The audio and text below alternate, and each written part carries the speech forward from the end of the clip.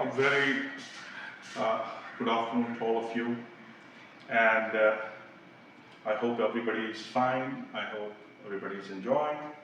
And in continuation to the last video in which we talked about Sommerfield model, and uh, and we discussed Sommerfield model in the context of one-dimensional problem, and we solved this quantum mechanical problem, and on solving we achieved some of the important results that we have discussed already in that video. Now today I'm going to introduce you with some definitions first, the definitions that we have to actually mathematically evaluate while solving the problem, which was one-dimensional previously. Now we have a three-dimensional problem. The conditions are same. We have same state of conditions applicable in three dimensions as we have in case of one-dimensional problem.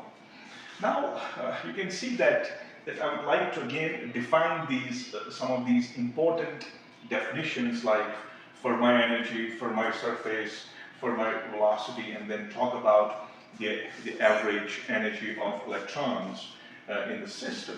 Now, what is important at this stage is that this model that we have been trying to understand, the model that we are trying to exercise on, this model is working at absolute zero. That means you're talking about your system, you have a particle in a three-dimensional box, but you are examining the whole situation about n number of particles in this box, which are exactly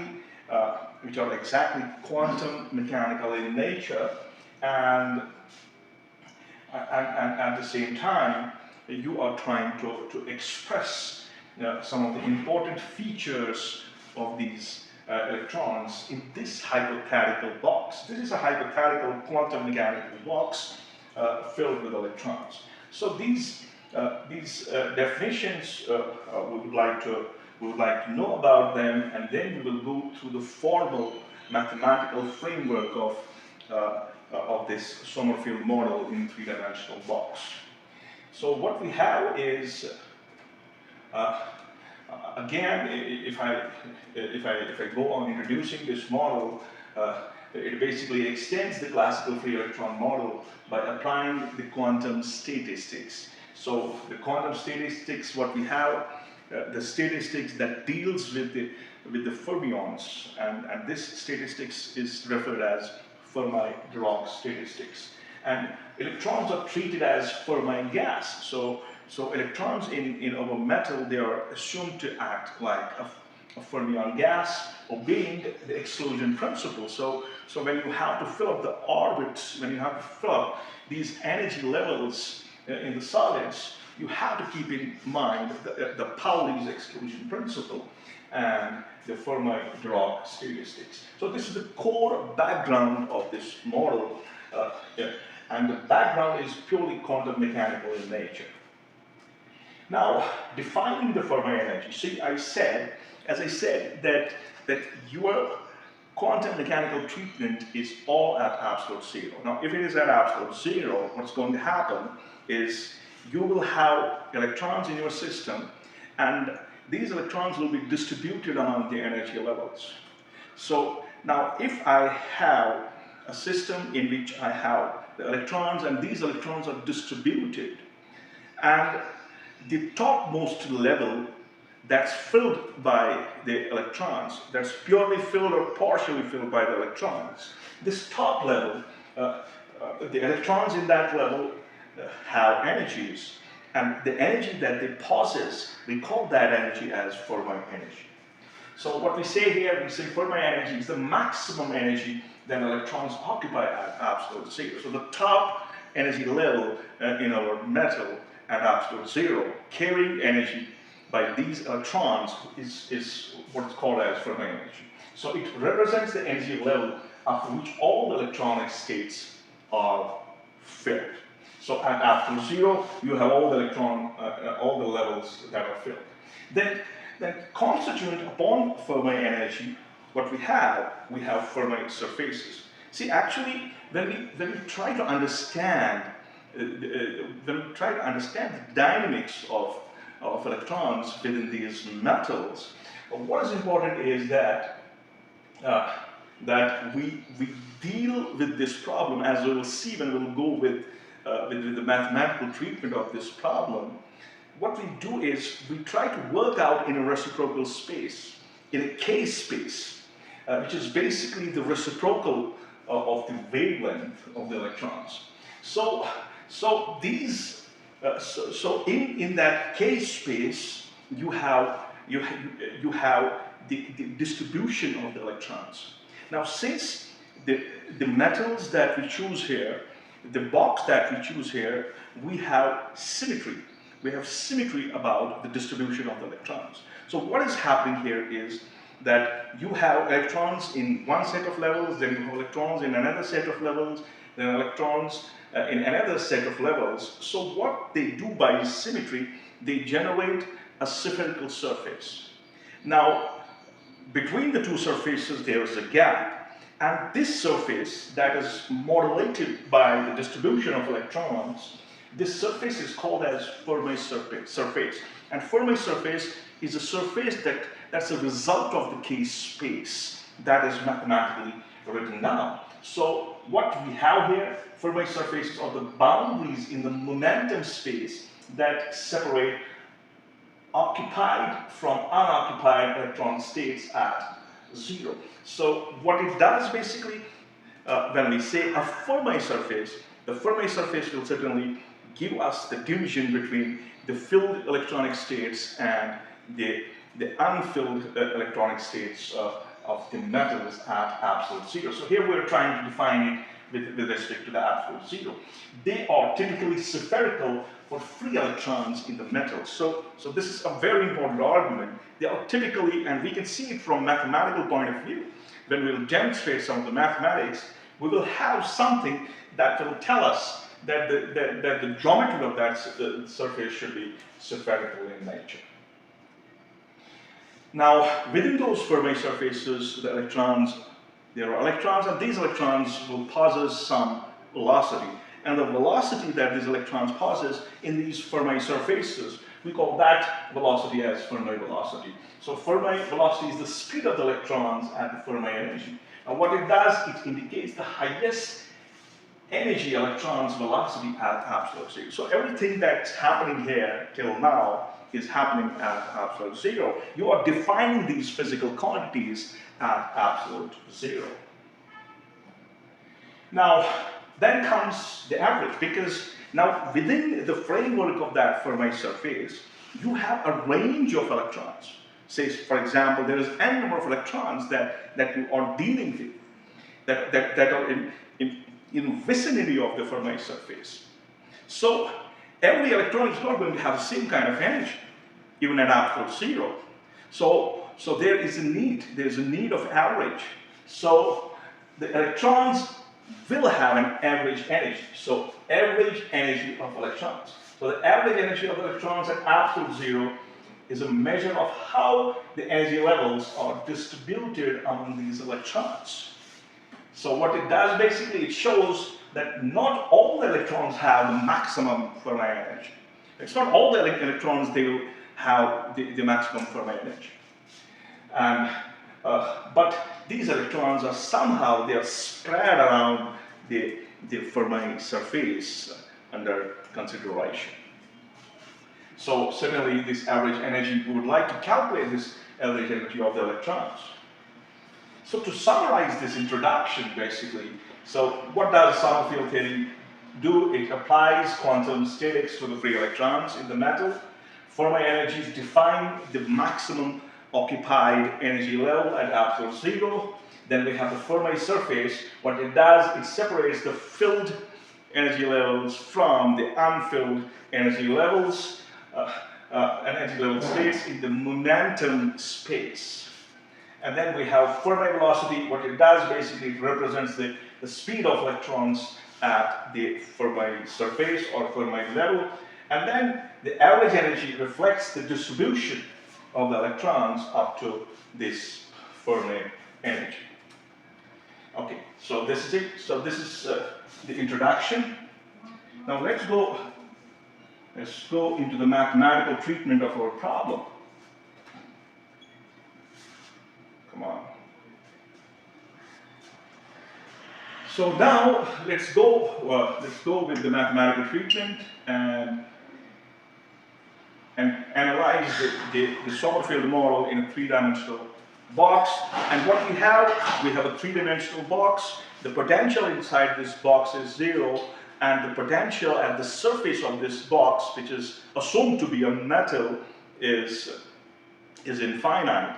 So it's a situation resembling to a situation of particle in a three-dimensional box. So what we have the starting basic equation in quantum mechanics, and that is the Schrödinger's time-independent equation. So if I write down Schrödinger's equation, if I write down this equation, it is del square psi plus 2m by h cross square E minus V of R, say for example, of psi is equal to 0.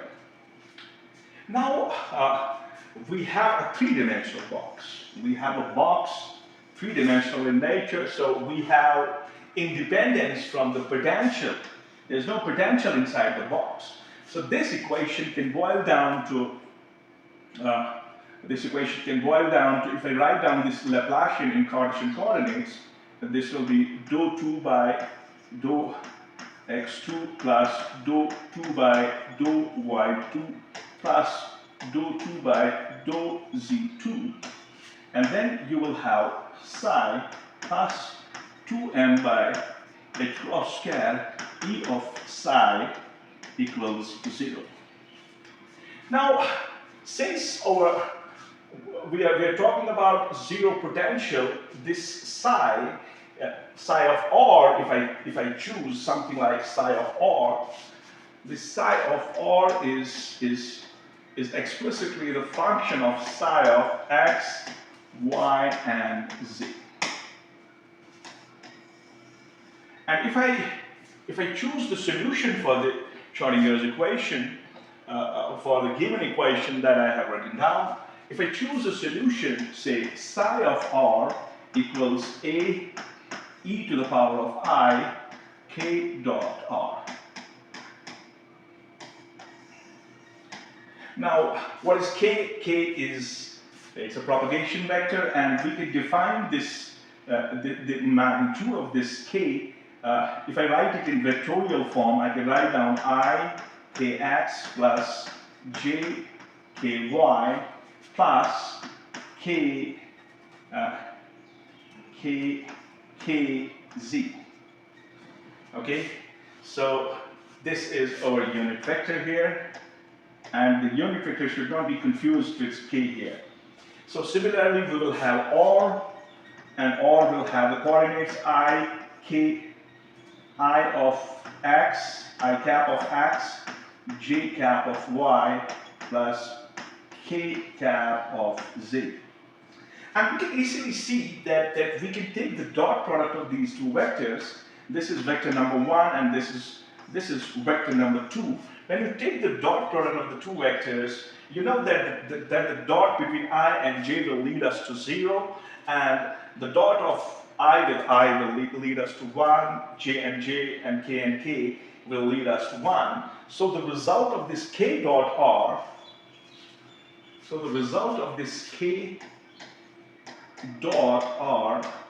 will be x kx plus y ky plus z kz. So this is our dot product between k and r. Now, before we proceed from this equation, because we would like to use the boundary conditions, before we proceed in this case, so what we have is we have the dot between k and r. Now, if I go back to my equation, what is that? That is psi of r is a e to the power of I k dot r. This is my this is my solution to the Schrödinger equation. And if I want to calculate this a, because a is a constant, and this constant can be calculated using the normalization condition. So let me first calculate this a, then let me use the boundary conditions to obtain some of the important results. So what can I think of? So if I want to calculate this a, for that I will use integral, and this is basically the volume integral of psi star of r and then psi of r dv will be equal to 1. So this is my condition of normalization, because using normalization I can calculate the value of this constant a. So come on, let's do it now. So what we have the volume integral. We have a cubical box, so in every case you're moving from 0 to L, 0 to L, and 0 to L. So your integral will be like 0 to L, then 0 to L, then 0 to L, then a e to the power of I minus I k dot r, and again a e to the power of I k dot r, and then you will have dx, dy, and dz. This is going to be equal to 1. Now, we can see here this, these exponentials will cancel out. This a will give us a square, and calculating the integral will give us L times L times L will give us L cubed is equal to 1. So this will imply that this a square is 1 by L cubed. Now what is L cubed basically? Because you have a cubical box, so L cubed will simply give us the volume of the box. So my a square will be 1 by v, so a will be 1 by under root of v. So this is the value of the normalization, this is the value calculated for what is called as a constant that's associated in this for the solution of this time-independent Schrödinger's equation. So this is my a. I'll keep this in my mind. Now what we have, say, psi of x, y, and z, and this is going to give me a. I have calculated that's 1 by under root of v. Now let me keep a here. I don't want to make things complicated. Let's keep a here, and then I'll have e to the power of iota. And then what we have k dot r. We have calculated that as x kx plus y ky plus z kz. Okay, this is our psi of x. Now think about x. Now, if I move from 0 to L, from 0 to L, we have a cubical box. If I take one dimension, I'm at 0. I'm writing my wave function as psi x, y, and z, and then I write a wave function at psi of, instead of x, I'm moving to a point L, so instead of x, I will have psi of x plus L, and y will remain same, and z will remain same. So if I use that boundary condition, what I can write, I can think of psi of x plus L, and y will be as its, and z will be as its, and this will be equal to a e to the power of I. Now for x, in this case, you are at x, and then you move to the another edge that is x plus L. So for x, I'll be writing x plus L. So this will be multiplied by kx, and then the rest will be same plus y of ky plus z of kz. Now, the wave function that you have at this point is same as that wave function that we have at this point. So the two equations must be equal. So if that's the case, then there will be cancellation. This a will cancel, everything will cancel, this y will cancel, this z will cancel, the x part of this will cancel, the x part of this will cancel. So what you'll be left with? You'll be left with e to the power of, you'll be left with e to the power of iota lkx, and this will be equal to 1.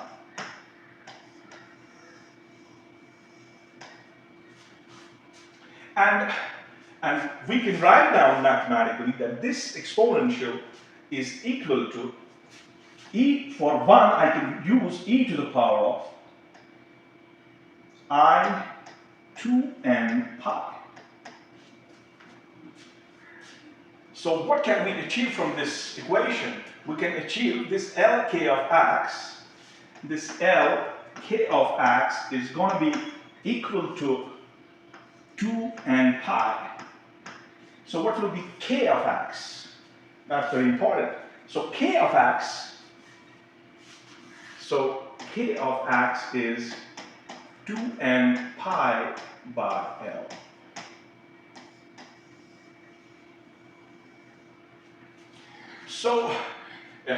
So k of x, this is basically a dimension in the reciprocal space. It's the dimension in the k space, and if I multiply this k of x 3 times, it's going to give me the volume, and it's going to give me the volume, the minimum possible volume that can be enclosed by these electrons. So this is my kx equals 2n pi by L, and the same thing will be true for ky, and the same thing will be true for kz. They will be both equal to 2n pi by L. Now, if I go back to the Schrodinger's equation, there I have d2 psi upon dr2 plus 2n by h cross square e of psi equals 0. Where this 2m by h cross square e is my k square. So k square is 2m e by h cross square. So if I think of this k square, what is this k square? K square is basically kx square plus ky square plus kz square. So what does it mean? We can simply see geometrically in the Fermi surface that we are talking about in metals. Assuming these basic boundary conditions in mind, these addition of the squares around x, y, and z is telling me that the geometry of the Fermi surface is going to be very, very close to a sphere. That's why we call it a Fermi sphere. So the minimum volume of that Fermi sphere will be the cube of this term that we have. It will be the cube of the cube of k square. The cube of k, the cube of k will lead us to the minimum volume that will be occupied by this Fermi surface. So what do we have? What we have is 2m e by h cross square. So from this equation, I can calculate energy. Now, if I write down the energy, what will be the energy? So this is 2m by h cross square. E is equal to k square. Okay, so one way is for k square, I can write down kx square plus ky squared plus kz squared. So E, the Fermi energy, we can see this is h cross squared by 2m and times kx squared plus ky squared plus kz squared. So these three terms are pure indicatives of the spherical shape of the Fermi surface. So what is happening in my case? I'm treating my problem at absolute zero, and all the energy levels are filled up to their Fermi level. They are all filled up to their Fermi surface. So the maximum value of this K, is going to be something called as Kf. Because this K is going to vary. We have the smallest possible volume occupied, and then we have the maximum possible volume to be occupied by the electrons. So what we have K is tending to Kf when you are talking about the Fermi sphere. When you are talking about the electrons that are distributed on the surface of this sphere. The distribution that differentiates the filled energy levels from unfilled energy levels. So I can think of writing this E. This E is then, this is h cross squared by 2n. This is h cross squared by 2n Kf. See what we are doing. We are in the framework of nanomaterials. Why we are in the framework of nanomaterials? We are in the framework because for the electrons living in this three-dimensional box, they have a boundary to interact with.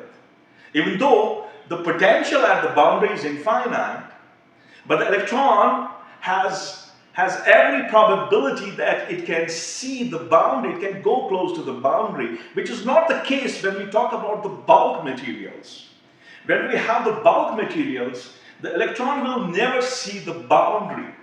And the treatment that we have, the treatments like Cronin-Penny model or the other quantum mechanical models that we use to understand the infinite network of atoms and molecules. So there we are treating our problem quasi-classically. The electron will never see the boundary, but when you boil down your bulk material to the nanoscale, it will have everything to do with the boundary. It is susceptible to the boundary, which is why there is a transition in the properties of these materials. If I have a material which is conductor at the room temperature, and if I transform this material, say the material made of A atoms, if I transform it to a material of the same A atoms, but the dimension of that material is of the order of the nanoscale, now the property of this material goes on changing. It was conductor when it was in the bulk form. It becomes an insulator when it is in the nanoscale form. These transitions are the result of the transition of classical, the quasi-classical treatment of solids to a pure quantum mechanical treatment to these electrons living in these nanoparticles. So in actuality, you can think of that you are using your particle in a box problem to a nanomaterial, because a nanomaterial is barely made of 100 atoms, or even less than that, and that scale of length is purely quantum mechanical in nature. So we are trying to do that. We are trying to understand in that direction as well. So what's happening here? So we have the energy of this electron as h cross squared by 2m times kf. Okay. Now let us write down a number. I mean, the number of energy levels among whom the electrons are distributed in this box. So if I assume that number is n, this number will certainly, suppose we have primary school problem in which we have suppose a bucket. This bucket has some volume, then I have a glass, it has some volume. If I want to calculate the number of the glasses that this bucket will be filled with, say water glasses, then what I will do, I will divide the volume of the bucket with the volume of the glass. The same thing is here. I would like to write the volume of that for my sphere. What is that volume of the, if you write volume for my sphere, divide by smallest possible volume. Now here I should introduce 2. Now this 2 is because of the Pauli's exclusion principle. Because when we have to distribute these electrons among these energy levels, which we are calculating using this equation, every level is going to accommodate 2 electrons. So for that, the numerator of this equation is multiplied by 2. So this n will give us the number of the energy levels among whom the electrons are distributed at absolute 0. So to do that, what will be my n? My n will be 2 times the volume of this for my sphere. It is a sphere, that means 4 by 3 pi r cubed.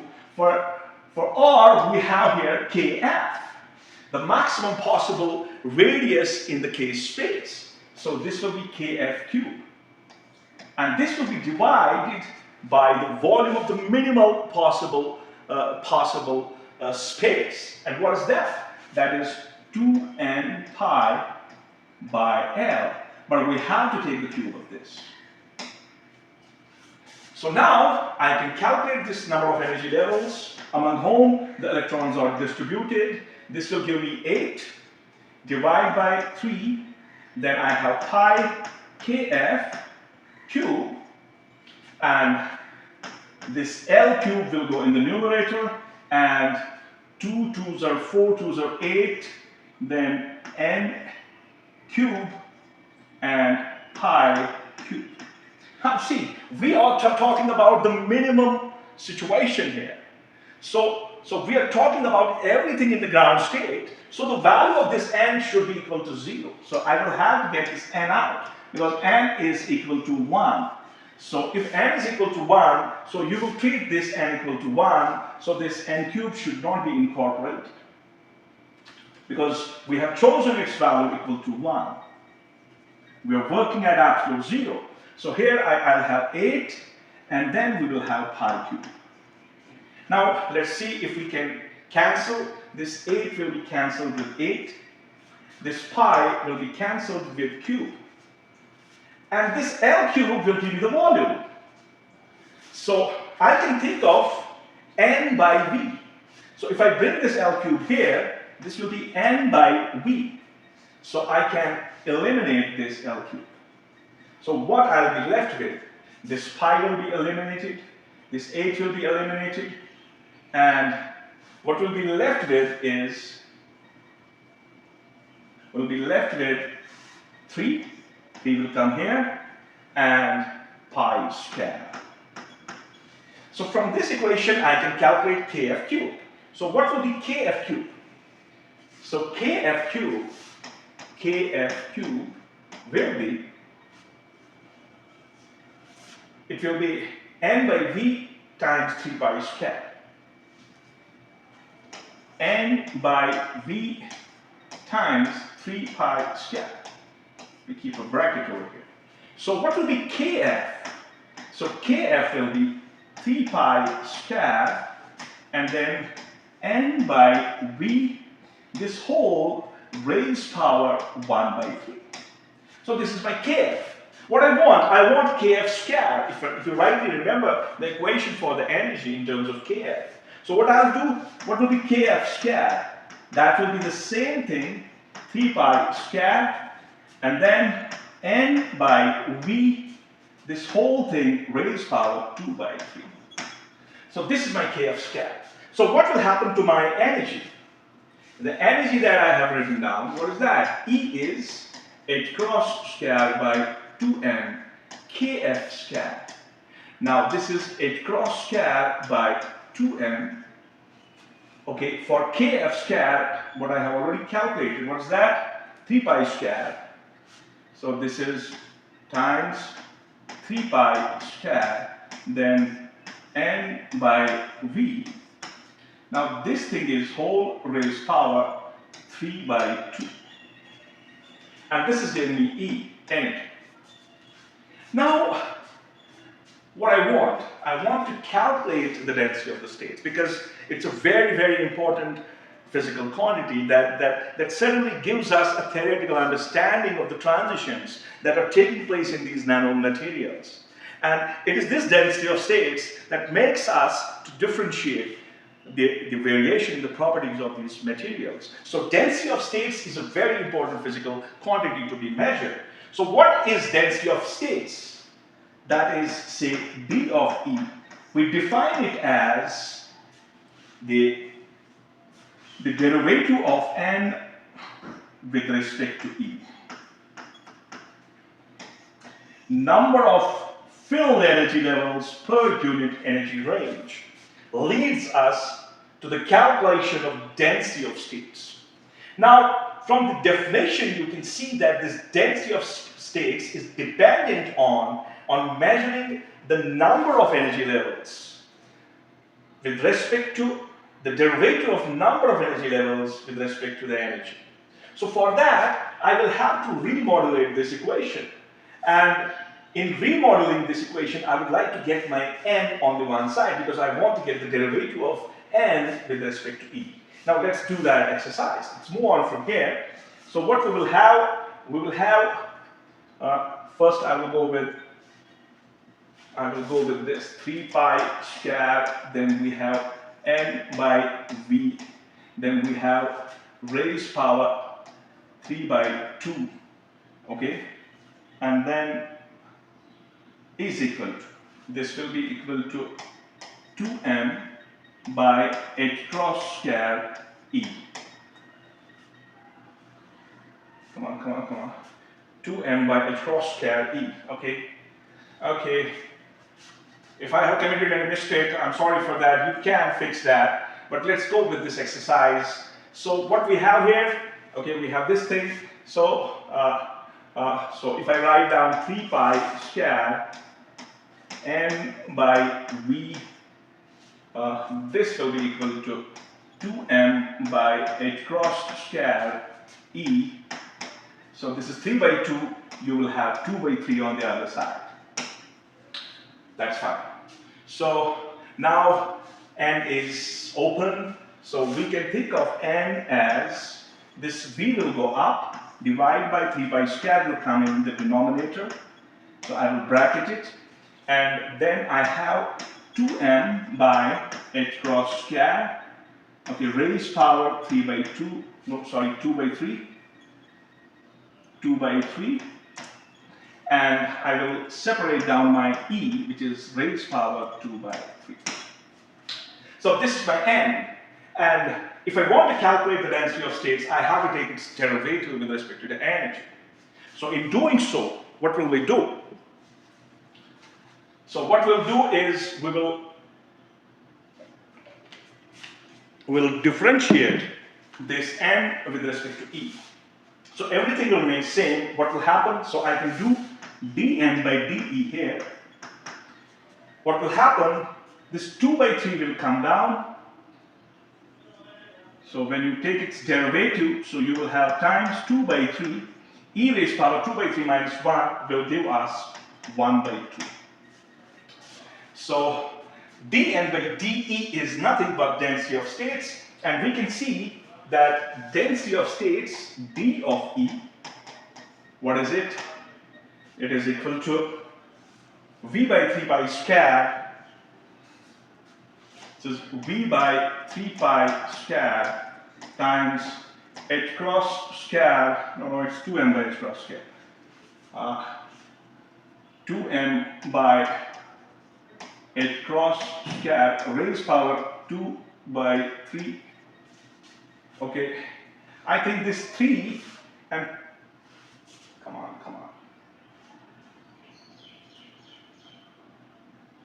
This is 3 by 2. Oh, this is wrong.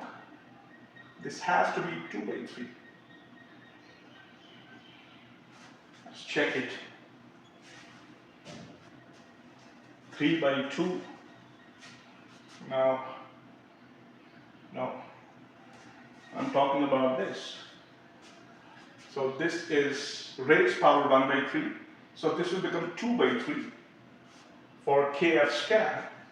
So when you will transform it on the other side, it will be 3 by 2. That's what I'm saying. When you transform it on the other side, it should become 3 by 2. It has to be 2 by 3. So you will correct it yourself. It has to be 2 by 3, and this 2 by 3 will become 3 by 2 here. So this will become 3 by 2. So here we will have nx and minus 1. You are differentiating it. So it was 3 by 2. So 3 by 2 will come here. It is 3 by 2 minus 1 will give us 1 by 2. So this 3 and 3 will cancel. So what will be left with? V by pi square 2m by h cross square raised power. So this is not 2 by 3. This is 3 by 2. It has to be corrected. This is 3 by 2. I might have committed this mistake, you fixed it yourself. So it is 3 by 2. So what we have, so this 3 is not here, and then we have 3 by 2 here, and then we have e to the power of 1 by 2. And we can see the same kind of situation here in 3 dimensions. You can see that the density of states is directly proportional to the root of energy. That's fine. Now, this is my density of states, and since we started our discussion with an introduction, and that introduction was telling us that Sommerfield's model that we are going to use, we are going to subject this model to the Fermi-Dirac statistics, because it's one of the important postulates to understand the mechanism of the metals at absolute zero using Fermi-Dirac statistics. And in Fermi-Dirac statistics, what we have? Fermi-Dirac statistics. We have a distribution function, and that distribution function is f of e. And this distribution function is defined as 1 by e to the power of e minus ef divided by kbt plus 1. Now keep one thing in mind, we have done this course in statistical mechanics, and we understand that this plus in the denominator of this equation is the result of Pauli's exclusion principle. Now if we look at this equation and try to endorse it with our problem that's under consideration. Now what you have, we have E and we have EF. Now if the energy of the electron, so the starting point is at absolute zero K. At absolute zero, if this E is less than EF, if it is less than EF, what's going to happen? What's going to happen? You can calculate it, and your T is 0. So your T is 0, so you are going to get minus infinity. And you will see that this term will be 0, and the answer for f of E will come out to be 1. Now what does it mean? It means at absolute zero, all the energy levels that are lying below Fermi energy, all the energy levels, suppose this is the Fermi energy, and then there are the levels below this Fermi energy. All the probability of being occupied, all of these energy levels is 1. So all of these energy levels are occupied. Their probability is maximum. Their probability is maximum to be filled. Now, if I subject the same thing for E greater than EF, now you will see if E is greater than EF, you will see that the result will give us f of E equal to 0. In that case, f of E will come out to be 0. It will come out to be 0 when E is greater than EF. Now, what does it mean? It means that there is no distribution of electrons. All the energy levels which are lying above the Fermi energy, there is no presence of the probability of finding any electron above the Fermi level, above this Fermi sphere, is equal to 0. So, what you have all these electrons, and all of these electrons are existing up to this Fermi level. And you have a range of electrons available at the Fermi level.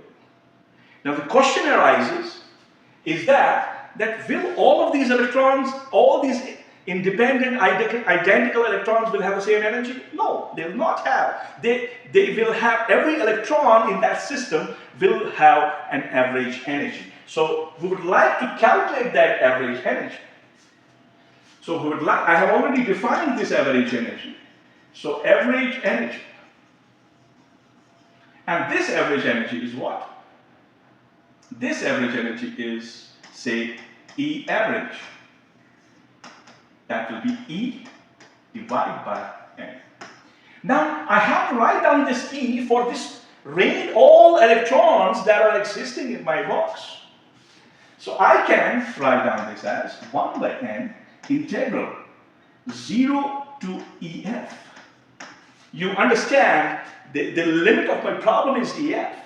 So you have all electrons existing between 0 to EF. And then their distribution f of E, and then their density of states, and the energy E that we have calculated for one electron. So let me call this EZ to differentiate.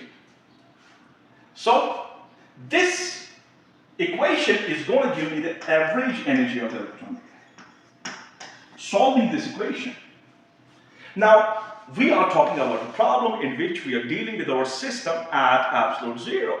And at absolute zero, and E less than or equal to EF will lead this f of E is simply equal to 1, as I have discussed. So now what I will be doing, I'll be calculating my average energy.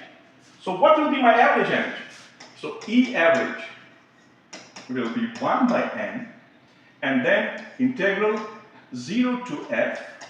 Then the density of states, we have calculated that. That's a long formula. Density of states. Now this thing. Now I will choose this whole boxed thing as, say, I will call it B. Let me call it B, otherwise it will be difficult to write it. So this will be B. So B e raised power 1 by 2. You have your original E, then you have B e raised power, e raised power 1 by 2. So E average will be 1 by N. This B will be out. I have shown you what B is. And this will be integral 0 to EF. Then this will be e to the power of 3 by 2.